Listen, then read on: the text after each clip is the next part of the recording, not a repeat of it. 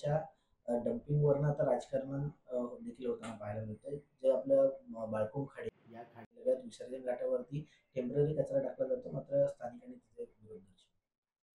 ते ह्यापूर्वी आम्ही ज्यावेळेस कचऱ्याचं त्या ठिकाणी पूर्ण ढिगलं लागलं होतं संपूर्ण प्रभागामध्ये आणि ठाणे शहरामध्ये जेवढं त्या ठिकाणी महानगरपालिकेच्या हद्दीमध्ये कुठनंच कचरा त्या ठिकाणी उचलला जात नव्हता. कारण डम्पिंग ग्राउंडचा जो प्रश्न त्या ठिकाणी आहे, त्या डम्पिंग ग्राउंडच्या प्रश्नावरती जो कचऱ्याचा जी त्या ठिकाणी अडचण होती आणि अडचण सोडवण्याच्या संदर्भात मी पहिला विरोध त्या ठिकाणी केला की आपण कचरा तिथे टाकू नका किंवा त्या ह्याच्यातनं ह्या अगोदर कमिशनर साहेबांनी आणि शिंदे साहेबांना त्या ठिकाणी सांगितलं होतं की जे अमेझॉनची जी लँड त्या ठिकाणी आहे त्या अमेझॉनच्या लँडवरती ही तिथं कचरा आणून त्या ठिकाणी ओला कचरा आणि सुका कचरा वेगवेगळा करण्याच्या संदर्भात त्या ठिकाणी सांगितलं होतं. पण मी त्या विरोध केल्यानंतर त्यांनी सांगितले की आम्हाला दुसरी त्या ठिकाणी जागा सुचवून द्या की जिथं कोणाला नागरिकांना त्रास होणार नाही अशा पद्धतीचं त्या ठिकाणी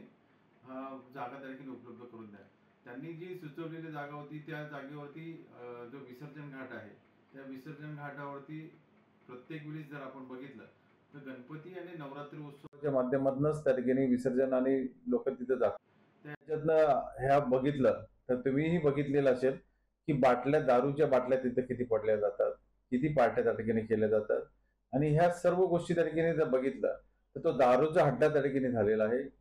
गाडीच्या त्या ठिकाणी ज्या काचा त्या ठिकाणी बघितलं असेल त्या ठिकाणी तर त्या बॉटल्स किती वेळा त्या ठिकाणी आम्ही साफ केलेल्या आहेत. जे विसर्जन ज्यावेळेस येतो गणपती उत्सव असेल किंवा नवरात्र उत्सव असेल तर त्याच्यामध्ये किंवा नारळी पौर्णिमा असेल तर त्यावेळेस हे सर्व बाटल्यांचा जो खस पडलेला असतो तो आम्हाला त्या ठिकाणी बाजूला काढायला लागतो.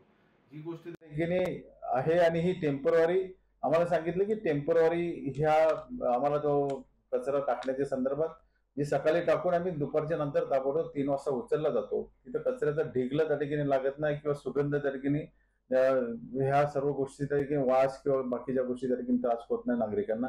तिथनं जाणारे भिवंडीला जाणारे जी लोक आहेत, भिवंडी असेल किंवा बालकुमला राहणारी जी लोक आहेत किंवा आजूबाजूला सोसायटी त्या ठिकाणी त्या लोकांना त्या ठिकाणी एनजी सोसायटी आहे या सर्वांना कोणाला त्याचा त्रास होत नाही. पण ह्याच्यातनं राजकारण जो होतो की राजकारणाच्या हिशोबाने संजय भोरनी एखादी गोष्ट त्या ठिकाणी जर चालू केली किंवा बाकीचं कोणी त्या ठिकाणी चालू केली तर जर आपण सरकारमध्ये त्या ठिकाणी ही एकत्र असताना सरकारमधलीच जर बाकीची लोक त्या ठिकाणी अशा पद्धतीने वागण्याचा प्रयत्न करत असाल तर तो योग्य त्या ठिकाणी नाही. आणि ह्या याच्यातनं जो माझ्यावरती जो ब्लेम केला जातो की नगरसेवक त्या ठिकाणी ती 25-30-40 वर्षामध्ये त्या ठिकाणी कचऱ्याचा विल्हेवाट त्या ठिकाणी लावली गेली नाही किंवा कचऱ्याची व्यवस्था त्या ठिकाणी केली नाही, हा महानगरपालिकेचा पाठ आहे की महानगरपालिकेने कर रूपी जे पैसे त्या ठिकाणी घेतले जातात आणि कर रूपी पैसे जे घेतले जातात त्याच्यातनं जो कचऱ्याची विल्हेवाट असेल किंवा पाण्याची व्यवस्था असेल किंवा बाकीची ट्रान्सपोर्ट व्यवस्था असेल किंवा लाईट्स व्यवस्था असेल तर ही महानगरपालिका त्या ठिकाणी केली जाते. आम्ही नगरसेवक म्हणून त्या ठिकाणी आमचं एक मत आहे की आमच्या भागात कुठेही प्रभाग क्रमांक 8 मध्ये कचरा त्या ठिकाणी असं डंप झालेला त्या ठिकाणी कुठे दिसत नाही. कचरा जर डंप झाला तर आपण सर्वच लोक त्या ठिकाणी असं उचल धरतो की बाबा कचरा कधी उचलणार.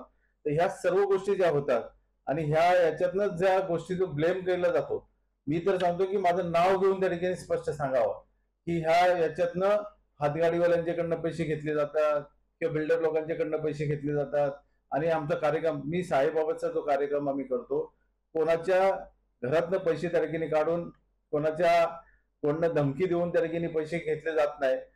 स्वयं इच्छेने जो कोण त्या ठिकाणी डोनेट करत असेल येऊन मंदिरात त्या ठिकाणी करत असेल पण खर्च आम्ही आमच्या खिशातनं त्या ठिकाणी करतो. आमची दानत आहे की आम्ही देवासाठी जेवढं त्या ठिकाणी करताय त्यामध्ये आम्ही राजकारण आणण्याचा प्रयत्न त्या ठिकाणी करत नाही आणि आम्हाला पैसे घेऊन त्या ठिकाणी कार्यक्रम करायची गरजच पडत नाही. बाबांनी त्या ठिकाणी चांगलं आशीर्वाद दिलेला आहे हे आपण पण बघितलेलं असेल आणि त्या ह्याच्यातनं कोणालाही पैसे हा धमकी देऊन हातगाडीवाल्यांच्याकडनं घेऊन किंवा बाकीच्या गोष्टी त्या ठिकाणी करून हे कधीच त्या ठिकाणी आजपर्यंत गेले 25 वर्षापासून आम्ही हा उत्सव त्या ठिकाणी करतो.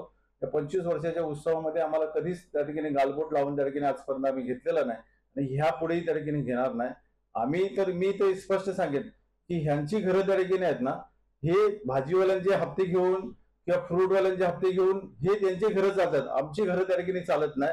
हे याच्यातनं त्यांनी जिथे जिथे त्या ठिकाणी ब्लॅकमेलिंगचे जे धंदे केले जातात ज्यांच्याकडनं त्या ठिकाणी आपल्याला जो व्यवसाय त्या ठिकाणी जी लोक करत असतील त्यांच्याकडनं ब्लॅकमेलिंग करून मी असं करेन, मी तसं करेन आणि मी त्या ठिकाणी विधानसभेमध्ये विचारेन, या गोष्टी त्या ठिकाणी जे करणारी जी लोक आहेत ना, ती आम्ही नाहीत. ही जी लोक त्या ठिकाणी करतात ना, त्या याच्यावरती त्यांनी त्यांचं समजा हे करावं की आपण कुठल्या धर्तीवरती त्या ठिकाणी आहोत आणि आपण काय करतो हे त्यांनी ठरवावं. आम्हाच्यावरती ब्लेम लावताना त्या ठिकाणी त्यांनी ज्या गोष्टी केलेल्या असेल त्या गोष्टीवरती आम्ही जात त्या ठिकाणी नाही. त्या याच्यातनं मी एकच सांगेन की आम्ही हप्ते घेऊन आजपर्यंत कुठल्याही प्रकारचं त्या ठिकाणी उत्सव त्या ठिकाणी केले जात नाही.